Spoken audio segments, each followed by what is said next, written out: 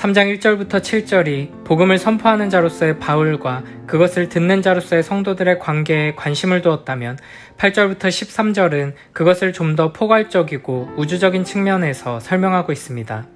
먼저 8절은 1절에서처럼 이방인의 사도로 부름받은 자신의 신분에 대해 다시 강조하고 있습니다. 모든 성도 중에 지극히 작은 자보다 더 작은 나에게 이 은혜를 주신 것은 측량할 수 없는 그리스도의 풍성함을 이방인에게 전하게 하시고 아멘. 바울은 자신이 어떻게 하나님께 이방인의 사도로 부름받게 되었는가 이야기합니다. 바울이 이방인들에게 전한 것은 헤아릴 수 없는 그리스도의 풍성함이지만 그 귀한 것을 전한 바울 자신은 모든 성도 중에 지극히 작은 자보다 더 작은 자입니다. 바울은 복음에 대해서는 높이며 동시에 그 복음을 전하는 자신에 대해서는 겸손히 표현하고 있는 것입니다.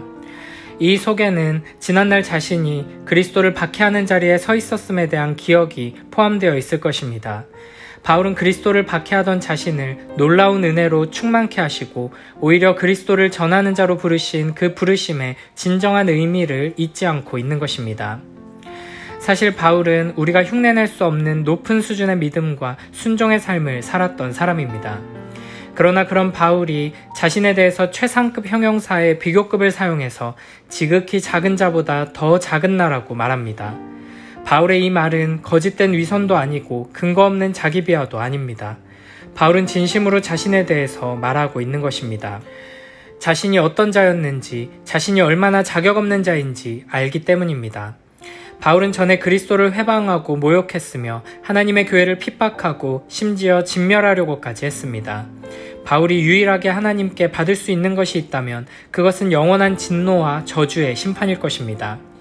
그런데 하나님께서는 그런 바울에게 은혜를 주셨습니다. 은혜로 그에게 비밀을 알게 하셨고 사명을 주셔서 일꾼이 되게 하셨습니다. 은혜로 바울은 부르심을 받았고 은혜로 바울은 하나님의 비밀을 알게 되었고 그 비밀을 전하는 자가 되었습니다. 이 은혜가 바울의 삶을 완전히 바꾼 것처럼 우리도 참된 은혜를 깨닫고 경험하여 매일매일의 삶 속에서 자신을 낮추고 그리스도를 높이는 충성된 증인으로 자라나길 축복합니다. 이처럼 하나님께 영광스러운 직분을 감당하도록 부름받은 자들은 더더욱 겸손하게 낮아짐으로써 하나님께 영광을 돌려야 합니다. 스스로를 높이며 사람들 위해 군림하려는 것은 하나님의 이름을 짓밟는 중죄에 해당합니다. 하나님께서 직분을 주시고 교회의 리더의 자리에 부르신 자들은 오히려 성도들 중에 가장 작은 자보다 자신을 작게 여겨야 합니다.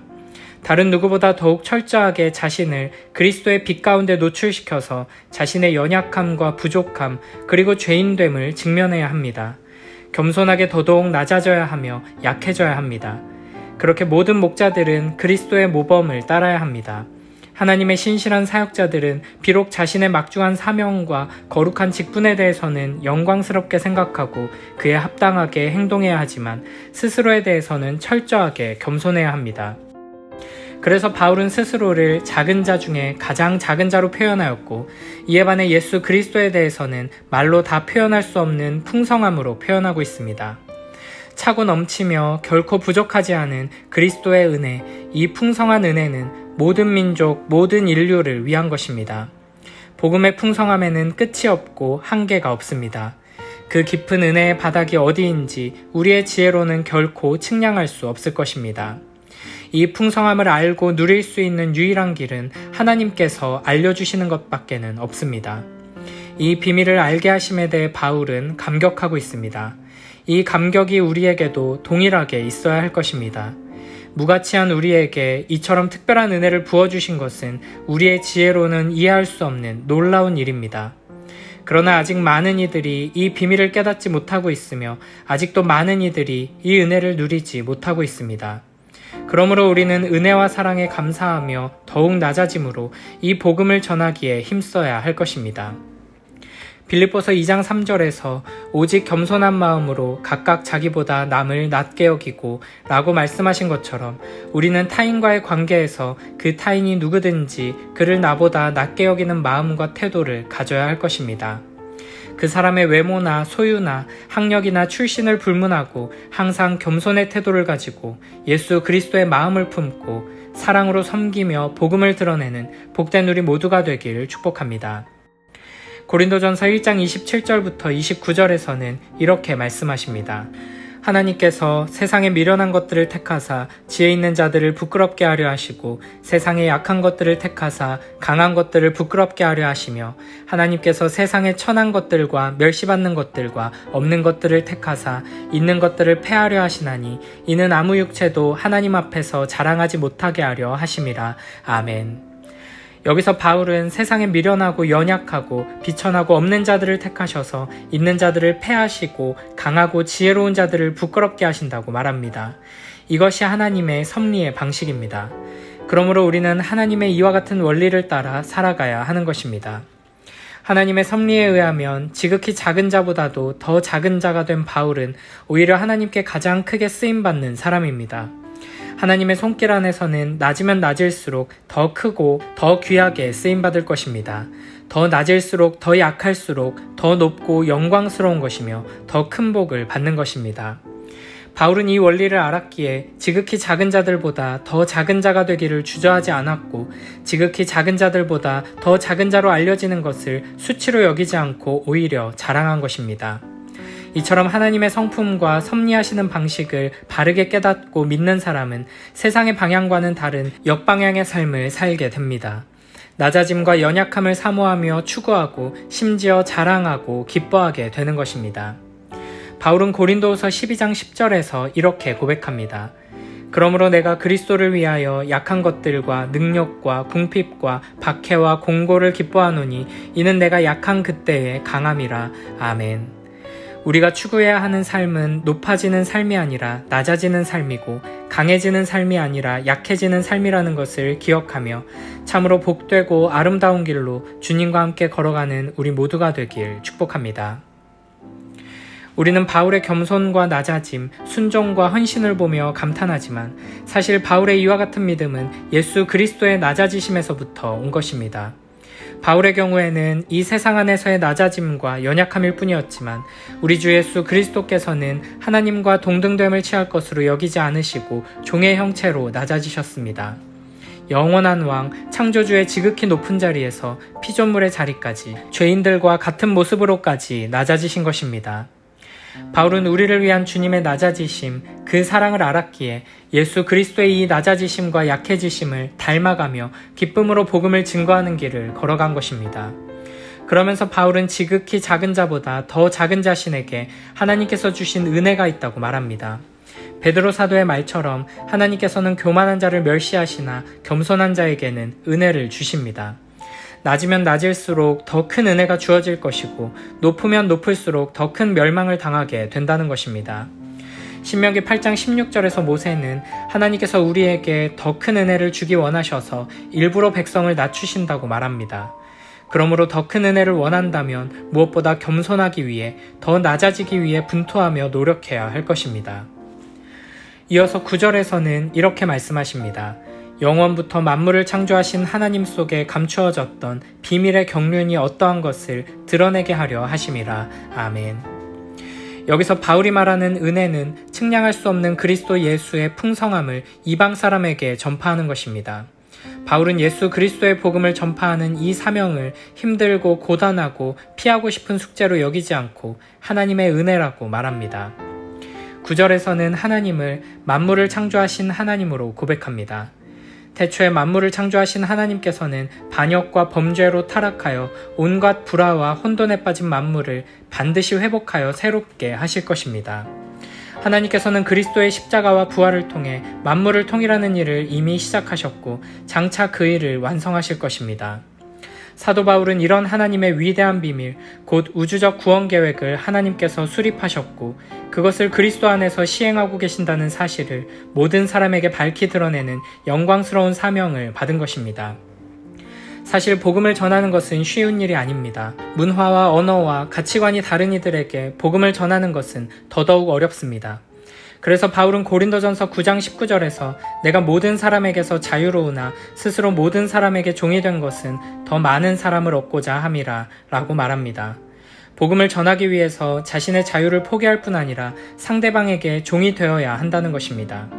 그가 가난하면 가난하게 되고 그가 연약하면 연약하게 되고 그가 율법 아래에 있으면 은혜 아래에 있더라도 율법 아래로 내려가고 율법이 없는 자들에 대해서는 율법이 없는 자처럼 그들의 눈높이에 맞도록 다가가는 것입니다.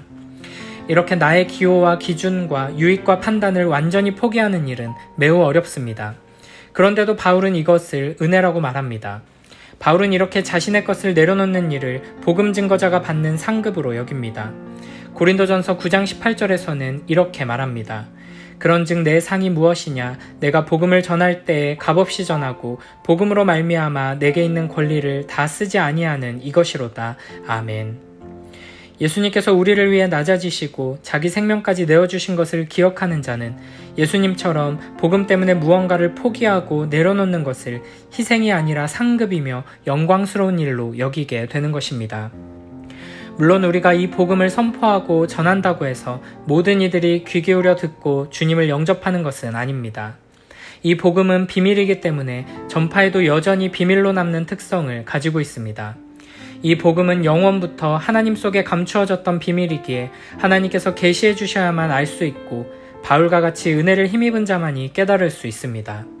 그래서 어떤 이들은 이 비밀을 들어도 듣지 못하고 보고도 깨닫지 못하는 것입니다.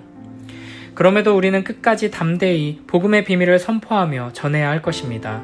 우리는 그저 이 세상이 줄 수 있는 것을 주고 세상이 전할 수 있는 메시지를 전하는 자들이 아닙니다. 하나님께서 우리에게 맡기신 이 복음은 세상이 결코 줄 수 없는, 세상이 알 수도 없는 비밀입니다. 예전에는 영원한 비밀로 감추어져 있었지만 이제 예수 그리스도를 통해 밝히 드러나게 되었고 이제 우리를 통해 온 세상에 전해지는 영혼을 살리는 복음입니다. 우리에게 이 비밀을 전하는 직분을 주신 것에 대한 감사와 감격을 가지고 매일매일 복음을 전하는 삶을 살아가는 복된 우리 모두가 되길 축복합니다. 이제 10절에서는 이 사명의 궁극적인 목적에 대해 이야기합니다. 이는 이제 교회로 말미암아 하늘에 있는 통치자들과 권세들에게 하나님의 각종 지혜를 알게 하려 하심이니 아멘. 바울이 하나님께서 은혜로 허락하신 사명에 충성할 때 복음은 사람들에게 전해졌고 그리스도의 풍성함과 감추어졌던 비밀이 드러나게 되었습니다. 이를 통해 하나님께서는 통치자들과 권세들에게 하나님의 지혜를 알게 하셨습니다. 여기서 통치자들과 권세들은 하늘에 있는 영적인 존재들, 곧 천사들을 의미하는 것입니다. 그동안 하늘의 천사들과 악한 영들에게도 감추어져 있었던 하나님의 지혜, 곧 감추어졌던 비밀의 경륜이 교회를 통해 드러나게 된다는 것입니다. 로마서 11장 33절에서 바울은 이렇게 말합니다. 깊도다 하나님의 지혜와 지식의 풍성하며 그의 판단은 헤아리지 못할 것이며 그의 길은 찾지 못할 것이로다. 아멘. 하나님의 지혜와 지식은 인간이 스스로는 알아낼 수 없고 인지할 수 없을 정도로 크고 높고 깊은 것입니다. 뿐만 아니라 하늘의 천사들과 영적인 존재들도 알 수 없었던 것입니다. 그래서 베드로전서 1장 12절에서는 성령을 힘입어 복음을 전하는 자들로 이제 너희에게 알린 것이요 천사들도 살펴보기를 원하는 것이니라 라고 말씀하십니다. 이 세상뿐 아니라 영적인 세상의 모든 존재들이 오직 교회를 통해서만 이 놀라운 비밀, 하나님의 지혜를 알게 된다는 것입니다. 이것이 바로 교회의 영광이며 교회가 할 수 있는 일이고 해야 하는 일입니다. 교회는 단순히 천사들에게 도움을 받고 보호를 받는 기관이 아니라 오히려 천사들이 흠모하며 주목하는 하나님의 지혜를 보여주는 영광스러운 공동체입니다. 교회는 하나님의 성령이 거하시는 하나님의 전입니다. 영원부터 하나님 안에 감추어진 최고의 지혜가 알려지고 그 지혜를 알려주는 곳입니다. 그리스도 예수를 믿으면 죄사함과 의롭다 하심을 얻고 하나님의 자녀와 백성이 되어 영원토록 하나님과 함께하며 하나님을 영화롭게 하는 삶을 살아가게 된다는 지혜를 전하는 곳입니다. 교회는 바로 이 하나님의 놀랍고 비밀한 지혜로 말미암아 온 세상과 하늘의 천사들도 판단하는 곳입니다. 고린도전서 6장 2절 3절에서는 이렇게 말씀하십니다. 성도가 세상을 판단할 것을 너희가 알지 못하느냐? 세상도 너희에게 판단을 받겠거든 지극히 작은 일 판단하기를 감당하지 못하겠느냐? 우리가 천사를 판단할 것을 너희가 알지 못하느냐? 그러하거든 하물며 세상 일이라. 아멘. 정사와 권세들은 교회의 존재를 통해서 하나님의 경이롭고 무궁한 지혜를 알게 될 것입니다. 복음으로 구원받고 서로 화해한 사람들이 모인 교회는 과거에 존재한 적이 없는 새로운 종말적 실체이며 죽은 자들을 살리시는 하나님의 지극히 큰 능력, 그의 지극히 풍성한 은혜, 그리고 그의 다채롭고 무궁한 지혜를 나타내는 영적 실체입니다. 결코 하나 될 수 없는 유대인들과 이방인들이 하나 되고 서로 화해하여 하나의 새로운 인류, 즉 교회를 이룬 것은 장차 만물이 그리스도 안에서 창조 때의 조화로움과 아름다움과 샬롬을 회복하리라는 것을 미리 보여주는 사건입니다. 또한 그것은 만물의 통일을 이루어 가시는 하나님의 무궁한 지혜를 보여주는 가시적 증거이기도 합니다. 그런 점에서 교회는 하나님의 지혜를 비추는 거울과 같고 악한 영들의 눈을 뜨게 하여 만물의 통일을 이루시는 하나님의 무궁한 지혜를 보게 하는 창문과 같은 것입니다. 하나님께서는 우리를 통해 만물을 통일하시는 하나님의 무궁한 지혜를 드러내시며 동시에 악한 세력들이 결국에는 완전히 패배하리라는 것을 선포하실 것입니다. 11절에서는 이 모든 일이 영원부터 그리스도 안에서 예정된 것이라고 말합니다. 곧 영원부터 우리 주 그리스도 예수 안에서 예정하신 뜻대로 하신 것이라. 아멘. 하나님께서는 창세전에 교회를 통해 정사들과 권세들에게 하나님의 지혜를 알게 하시려고 작정하셨습니다. 이 일은 만물을 통일하시는 하나님의 영원한 목적에 따른 것이며 동시에 그 안에 포함된 것입니다. 하나님께서는 작정하신 목적에 따라 바울에게 계시로 그리스도의 비밀을 알려주셨고 바울이 복음을 선포하는 것을 통해 그 비밀이 사람들에게 전파되게 하셨습니다. 그리고 복음의 비밀을 듣고 그것을 받아들인 유대인들과 이방인들로 구성된 교회의 존재를 통해 하늘에 있는 정사들과 권세들에게 만물의 통일을 이루는 하나님의 지혜를 알게 하신 것입니다. 이런 사실에서 우리는 그리스도의 비밀을 전하는 일이 얼마나 중요한 것인지를 알게 됩니다. 복음을 전하는 일은 하나님의 영원한 목적에 따른 것이며 동시에 그 목적을 이루기 위한 것입니다. 하나님께서는 우리가 전하는 복음을 통해 교회가 세워지고 그 교회를 통해 정사들과 권세들에게 하나님의 지혜가 알려지도록 정하셨습니다. 하나님의 구속 계획은 즉흥적으로 만들어진 것이 아닙니다. 인간의 타락으로 인해 하나님께서 임기응변으로 택하신 방법이 아닙니다. 하나님의 구속 계획은 인류의 타락 이전에 태초에 천지를 창조하시기 이전에 시간이 만들어지기 그 이전부터 하나님께서 계획하시고 미리 정해놓으신 것입니다. 이것을 하나님께서는 그리스도 예수 안에서 성취하셨습니다. 예수 그리스도의 십자가의 속죄와 영광의 부활, 이 놀라운 사건이 구원 역사의 핵심이며 이 구원 역사가 인류 역사의 중심이고 그 한가운데 예수 그리스도의 몸된 교회가 존재한다는 것입니다. 그러므로 이제 우리는 예수 그리스도 안에서 예수 그리스도를 믿음으로 말미암아 확신을 가지고 두려움 없이 당당하게 하나님 앞으로 나아갈 수 있게 되었습니다. 12절 말씀을 보면 지금까지 나라고 말하던 바울은 마지막으로 우리라고 말합니다. 우리가 그 안에서 그를 믿음으로 말미암아 담대함과 확신을 가지고 하나님께 나아감을 얻느니라. 아멘. 전적으로 타락한 우리의 죄인된 본래 모습으로는 하나님 앞에 결코 나아갈 수 없지만 우리는 예수 그리스도를 의지하여 하나님을 아버지라 부를 수 있게 되었습니다. 그 빛 앞에서 죄로 인해 수치를 당하고 거룩한 영광 앞에서 두려움에 떨며 심판을 기다릴 수밖에 없었던 우리가 이제는 당당하게 하나님 앞에 나아가 그분을 아버지라 부르며 그의 기쁨과 평안을 누리게 된 것입니다. 우리의 모든 죄와 허물을 그리스도께서 담당하셨고 하나님의 심판 앞에서 주님께서 우리의 변호자가 되어주셨습니다. 그러므로 이제 우리는 죄인이요 반역자로서가 아니라 하나님의 형상으로 지음받은 영광스러운 자녀로서 주께 나아갈 수 있습니다. 이 담대함과 확신은 구약의 성도들에게는 없었던 것입니다. 그리스도가 오시기 전에는 오직 대제사장만이 1년에 한 번 하나님께서 임재하시는 지성소에 들어갈 수 있었습니다. 그 외에는 누구라도 하나님의 임재에 들어가는 것은 죽음을 의미했습니다. 그러나 이제는 누구든지 예수 그리스도 안에서 담대함과 확신을 가지고 하나님께 나아갈 수 있게 되었습니다. 언제든 자유롭게 하나님께 나아가 하늘의 모든 풍성함을 누릴 수 있습니다. 그러므로 우리는 은혜를 받은 자로서 책임 있는 교회의 지체가 되어야 할 것입니다.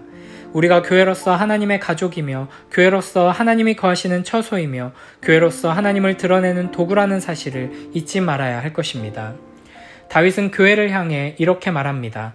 땅에 있는 성도들은 존귀한 자들이니 나의 모든 즐거움이 그들에게 있도다. 아멘. 교회는 너무나도 존귀한 곳이어서 하나님의 모든 즐거움이 솟아나는 샘과 같다는 것입니다. 뿐만 아니라 하나님께서는 우리의 모든 행복과 기쁨과 만족과 소망과 사랑이 교회를 통해 공급되게 하십니다. 교회는 만물 안에서 만물을 충만하게 하시는 그리스도 예수의 몸입니다. 지혜와 지식의 모든 보화가 담긴 예수 그리스도의 몸입니다. 그래서 교회는 너무나도 소중하고 보배롭고 아름다운 곳입니다. 교회를 향한 하나님의 마음, 그 기쁨과 사랑을 닮아가며 교회를 더욱 사랑하고 교회를 통해 참된 기쁨과 만족을 누리며 존귀한 교회가 되어 이 세상에 하나님의 영광을 드러내는 복된 우리 모두가 되길 축복합니다. 매일매일의 삶 속에서 예수 그리스도를 믿는 믿음으로 말미암아 담대함과 확신을 가지고 감사와 기쁨으로 하나님께 나아가는 복된 우리 모두가 되길 축복합니다.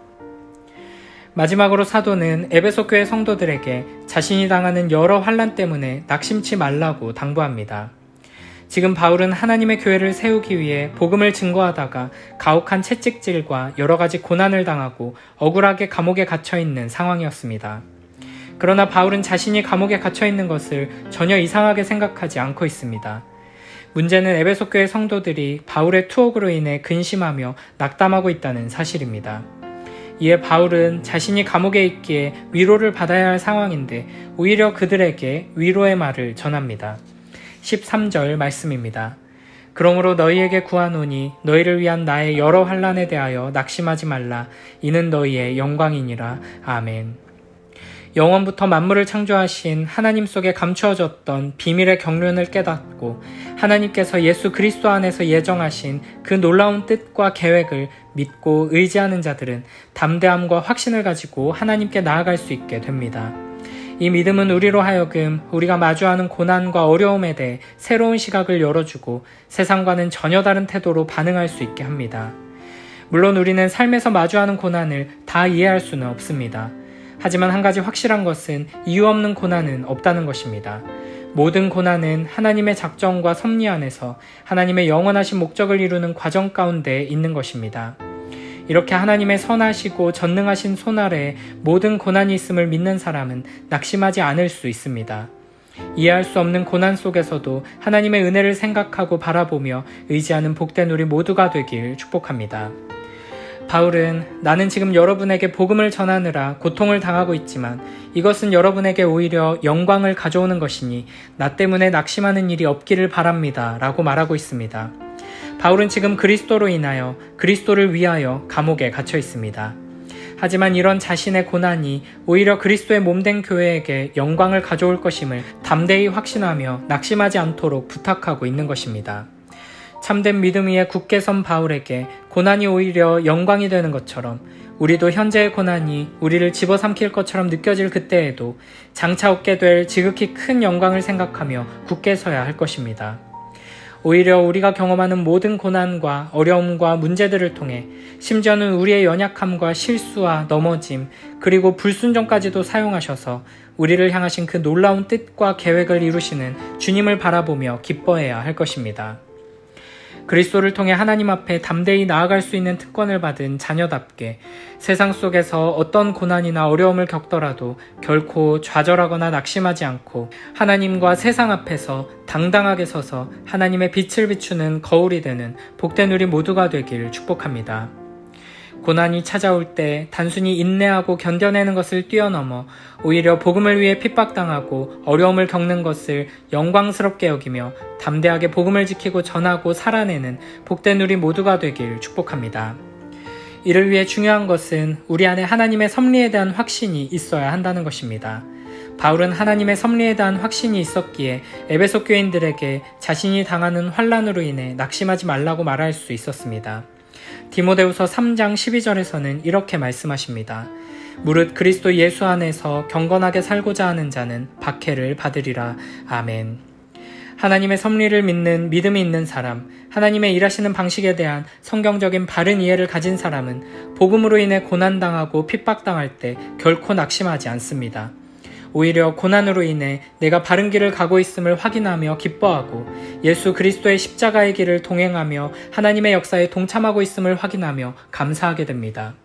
바울 사도는 지금 좁은 감옥 안에 앉아 이 편지를 쓰고 있었음에도 불구하고 그 누구보다 멀리 바라보고 있으며 영원한 하나님 나라를 위해 힘차게 달려가고 있었습니다.